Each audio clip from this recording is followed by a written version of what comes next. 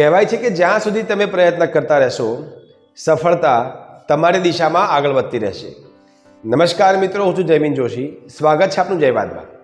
આજની વાર્તા એક ખેડૂત પુત્રની છે. વર્ષો પહેલાં એક ખેડૂત પરિવારની અંદર એક સંતાન જે ખૂબ નાનું હતું, વિદ્યાર્થી અવસ્થામાં હતું. ખેડૂત પાસે પૈસા નહીં, પરંતુ જમીન ખરી. જમીનની અંદર જે પાક થાય એને વેચી અને પોતાના જીવનનું ગુજરાન ચલાવતા હતા. સીધી વાત છે કે ગરીબ પરિવાર હોવાના કારણે પૈસા નહોતા, એટલે બાળકને ભણાવવા માટે પૈસા ન હોય, શાળામાં અભ્યાસ માટે મોકલવા માટે પણ પૈસા ના હોય, જાત જાતની એક્ટિવિટી કરવા માટે પણ પૈસા ના હોય, યુનિફોર્મના પણ પૈસા નહોતા, પુસ્તકો લાવવાના પણ પૈસા નહોતા. આવી કન્ડિશનમાં સરકારી શાળાની અંદર મફત વિદ્યાર્થી ભણવા માટે જતો હતો. એક દિવસ શિક્ષકે દરેક વિદ્યાર્થીને પ્રવચન આપ્યું. પ્રવચનમાં એવું હતું કે તમે તમારા સ્વપ્નોને સાકાર કેવી રીતે કરી શકો છો. આખી મોટિવેશન સ્પીચ દરમિયાન દરેક વિદ્યાર્થીઓએ શિક્ષક પાસેથી કેટલીક એવી વાતો સાંભળી જે તેમને તેમના જીવનમાં નવી દિશા બતાવતી હતી. તેમાં એ શિક્ષકે કહ્યું કે તમે જ્યાં સુધી પ્રયત્ન કરતા રહેશો ત્યાં સુધી સફળતા તમારા હાથમાં આવતી રહેશે. ગમે તેટલી અડચણો હોય, ગમે તેવી કઠિન પરિસ્થિતિ હોય, જીવનમાં ગમે તેટલા પડકાર આવે, પરંતુ વ્યક્તિએ તેનો સામનો કરી અને આગળ વધવું જ જોઈએ. શિક્ષકે કહ્યું કે અભ્યાસ માટે પુસ્તકોની જરૂર નથી હોતી, અભ્યાસ માટે પૈસાની જરૂર નથી હોતી, અભ્યાસ માટે માત્ર ને માત્ર વાંચન અને ધૈર્યની જરૂર હોય છે. આવી કેટલી બધી વાતો શિક્ષકે વર્ગખંડની અંદર કીધી. આ વાત તે ગરીબ ખેડૂત વિદ્યાર્થીના મગજમાં બેસી ગઈ અને તેને શિક્ષકની વાતને પોતાના જીવનમાં ઉતારી દીધી. તે સમજી ગયો કે અભ્યાસ માટે પૈસા જરૂરી હોતા નથી. મને શિક્ષક જે ભણાવે છે, મારી પાસે જેટલા પૈસા દ્વારા પુસ્તકો છે મારી પાસે, એના વિશે હું અભ્યાસ કરું, હું આગળ વધું.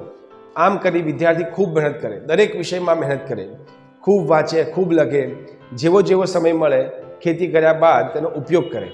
એક દિવસ ગામની અંદર એક સ્પર્ધા યોજવામાં આવી, જેની અંદર સિટીમાંથી કેટલાક NGO-વાળા આવ્યા હતા. પ્રોજેક્ટ તૈયાર કરવામાં આવ્યો. ખેડૂતનો દીકરો આમ તો હોશિયાર હતો, એટલે શાળાવાળાએ બધા પ્રોત્સાહન આપ્યું કે તું આમાં ભાગ લે, આ પ્રોજેક્ટમાં તૈયારી કર. એટલે પેલા વિદ્યાર્થીએ તૈયારી કરવા માંડી. અલબત્ત તેને ખૂબ તકલીફ પડી. તેનું કામ વારંવાર બગડતું હતું, તેને બોલતા નહોતું ફાવતું, તેને કામ કરતાં નહોતું ફાવતું, તેની પાસે જ્ઞાન ઓછું પડતું હતું. પરંતુ તેની પાસે હતું તો માત્ર ધગશ, માત્ર હિંમત. તેને પ્રયત્ન કર્યો, સતત વાંચ્યું, સતત લખ્યું અને પોતાની મહેનતથી પ્રોજેક્ટ તૈયાર કર્યો. એ પ્રોજેક્ટ લઈ અને તેને પ્રદર્શનમાં ગયો અને ત્યાં દરેક વ્યક્તિ તેનાથી ખુશ થઈ ગયા. સ્પર્ધામાં આવેલ કેટલા બધા અધિકારીઓએ કહ્યું કે આ વિદ્યાર્થી ખૂબ હોશિયાર છે, જો તેને યોગ્ય માર્ગદર્શન મળે તો તે ખૂબ આગળ વધે. એ લોકોની આવી વાત સાંભળી શિક્ષકે કહ્યું કે આ ખૂબ ગરીબ છે, તેની પાસે ભણવા માટે પૈસા નથી.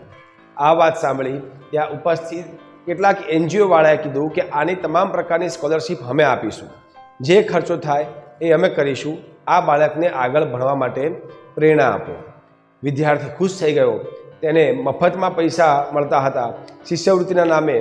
તે આગળ અભ્યાસ કરવા જઈ રહ્યો હતો, એટલે તેણે પોતાની તમામ ચિંતાઓને બાજુ પર મૂકી અને ખૂબ અભ્યાસ કર્યો.